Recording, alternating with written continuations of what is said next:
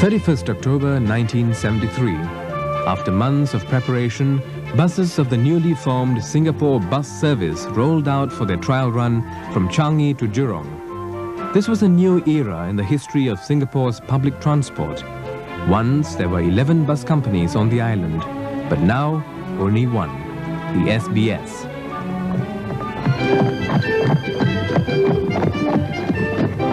Under colonial rule, public transport in Singapore was left to private enterprise. Those who could afford it provided their own transport. Others walked. And the more enterprising ones made a living by transporting others.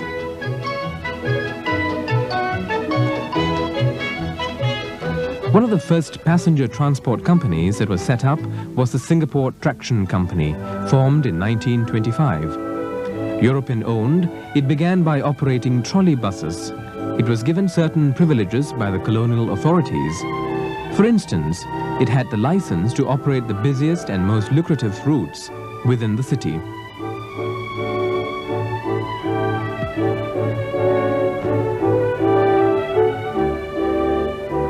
As passenger loads increased, its fleet expanded to 400, and by 1953, these were replaced by petrol-driven buses.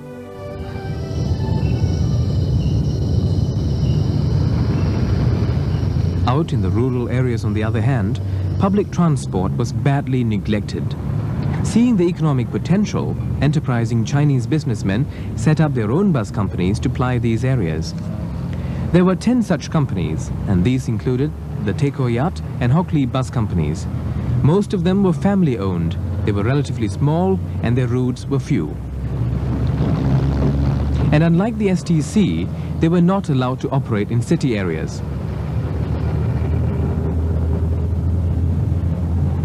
Up till the 50s, the bus service was inconvenient for commuters. Those traveling to the city had to change buses, and much time was wasted on waiting. Besides, most of the bus companies were badly managed, and this resulted in bus disputes. Poor working conditions, low pay, and a restive bus union. In the 50s, all this led to work stoppages and strikes, which disrupted bus services.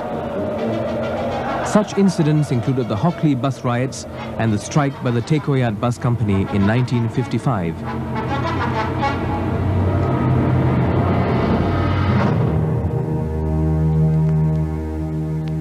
The strikes gave pirate taxis a flourishing business, and this ate into the earnings of the bus companies.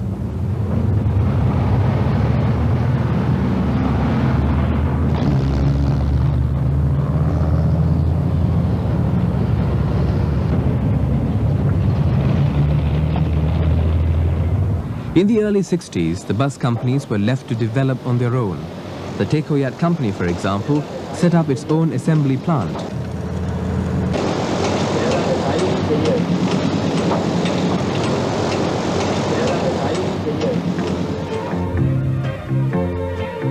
It was only in 1965 that an effort was made to improve our bus transport system.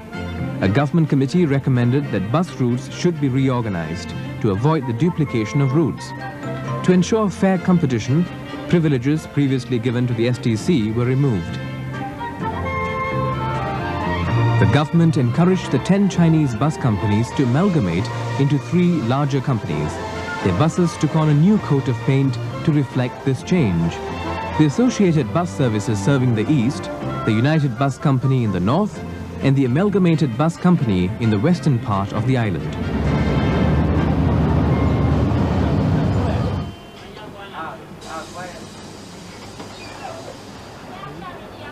Faced with this new competition, the STC found it difficult to survive. At the end of 1971, its buses returned to the depot for the last time, and the company called it a day.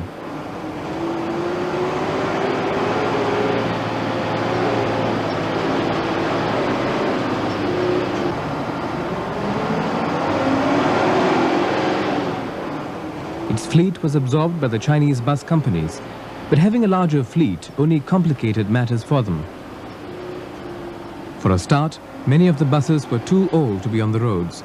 Besides, many of the Chinese bus operators did not trust each other, and continued to operate as though they were individual companies. Even with the reorganization, the bus companies continued to be poorly managed.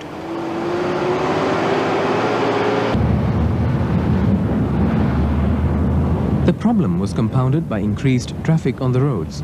The government had to curb the car population, but before it could do this, the bus system had to be improved so that there would be better alternative transport. It was believed that this could be achieved by having only one bus company. The Chinese bus companies then decided to merge into an even bigger company, and so in 1973, the Singapore Bus Service was formed.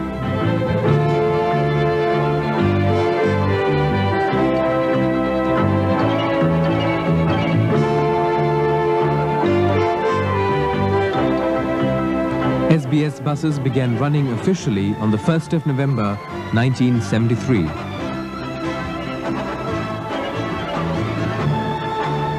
While it inherited the fleets of its component bus companies, it also took on all their problems. More than half the buses broke down at one time. Finally, a government team joined the SBS to help solve its problems. SBS underwent many changes during this period. New blood was injected into the management, the buying of new and better buses, and the implementation of tighter discipline and a modern management system. All these took SBS on the road to better service. Since then, SBS has not looked back. It has worked hard to earn itself the recognition it has today as an efficient bus company that consistently looks into providing better public transport for this island.